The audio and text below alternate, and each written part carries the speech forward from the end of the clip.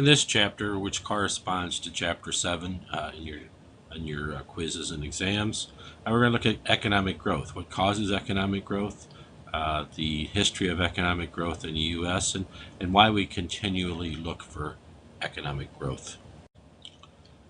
In this slide, we look at the capital growth not only as a nation, the growth in the amount of GDP, the growth in the amount of products that we produce, but also the growth in the individual, the GDP per capita, the purchasing power of those individuals, what they can purchase with what they make. Their productivity allows them to purchase more things, so they can have more than what they used to. In this particular example, the idea is that we're able to purchase more food. We're able to consume more calories because of our purchasing power that we have. We can see in this slide that we're looking at GDP and how we calculate GDP. We have the GDP per capita, which is the aggregate, the total amount that a country produces as a whole. We look at that GDP when we're seeing what the growth rate is of a country, how much we're growing from year to year. We're also looking at the GDP per capita. GDP per capita is that human output, what that human is, each individual is producing and responsible for in production, our income in that year. GDP can be measured either by the expenditure side, the amount that we spend, the amount that we pay out each year for the consumption plus government expenditures plus investment plus net exports, or it can be figured on the income side, how much we actually have an income, and by adding up total incomes, rents, profits, etc., to come up with the GDP figure. But the GDP per capita, or the GDP is actually the gross domestic product for a whole country. GDP per capita is another measurement that we look at, and that's how much GDP each individual is responsible for.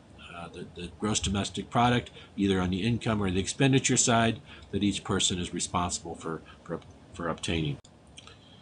Output or productivity for a worker is one of the chief concerns with gross domestic product. And you can see here from the 1960s, we can see how that productivity, that output has increased for each worker. We can see that in 1960, we were about $35 per individual, up to 2010. Now we have that output per hour worked as over $100, $105 is in 2010 there, 2012. So that output has increased. The amount of output per worker per hour worked has increased over that period of time. Human capital is a big part of productivity. The increasing of knowledge for that individual to help with that productivity. You can see here that the education has risen. These are for persons 25 and older, shown on this chart.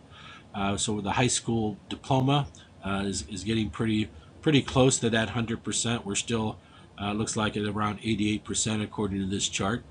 The people with college, a 4-year degree or more, is steadily increasing also, but still, even in 2012 here, we're showing only about 30%. So there's still a lot of room for improvement in human capital. The idea that we're training to be more productive, we're training to use more technology, and that human capital is an important factor when it comes to the economic growth and the growth of the economy.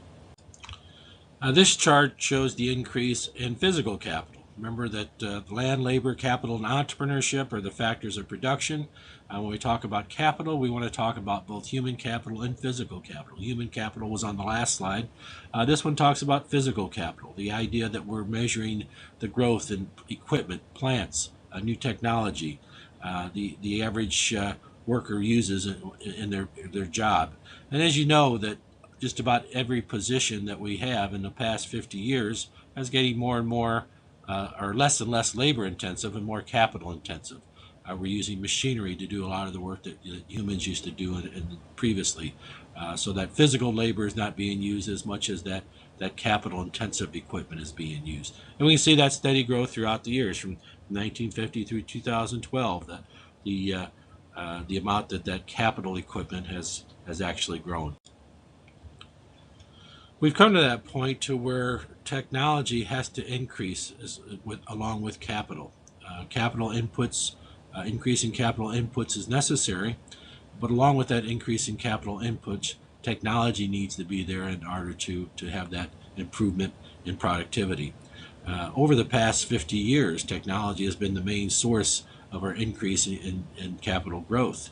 The increase in technology has advanced us to where we're becoming less, as I said in the last slide, less labor intense. We're using less labor to accomplish those tasks. So we're using more technology, more capital equipment. We're becoming more capital intensive in making our products, which makes us more competitive.